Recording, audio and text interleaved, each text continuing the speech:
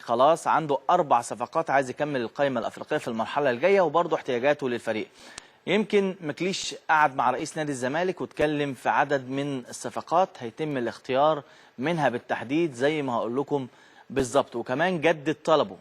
هبقى افكركم برضه احنا قلنا الكلام ده بعدم رغبته في استمرار الكابتن محمد صلاح المدرب العام للفريق في المرحلة المقبلة، وكان بدعوة انه قدم تقرير في بداية الموسم عن بعض اللاعبين انهم من الصعب اللي ياخدوا الفرصة، امثال حمودي وامثال الشناوي في حراسة المرمى، وامثال كمان محمد ابراهيم. وبالتالي مكليش شاف ان ال3 دول من اعمده الفريق الاساسيه. كمان اوصف التقرير بضروره الدفع بكهرباء وشيكابالا وبعض اللاعبين اللي مكليش شاف ان التقرير كان يعني بعيد عن الحياديه.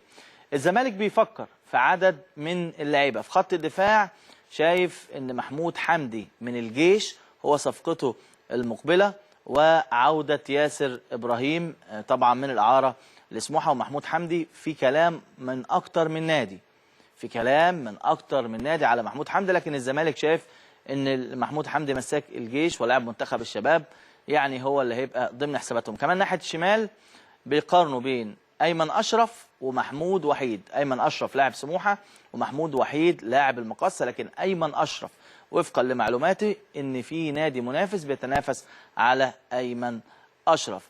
في وسط الملعب خلاص صلاح ريكو، في وسط الملعب صلاح ريكو هتكون صفقة الزمالك للموسم الجديد.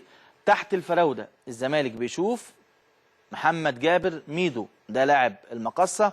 وكمان في الهجوم بيفاضل بين مروان محسن وحسام باولو. 3 أجانب اللي في الزمالك لو مشي حد هيبقى مايوكا، وهيجي مهاجم افريقي مكانه. طيب معروف يوسف هيمشي هيقعد لسه ما اتحسمش. لو مشي معروف يوسف هيبقى البديل بتاعه علي معلول لاعب الترجي. دي كل صفقات وكواليس الزمالك للموسم الجديد. نروح لخبرنا الثالث. الاهلي يطالب اندرلخت بحسم موقف تريزيجيه.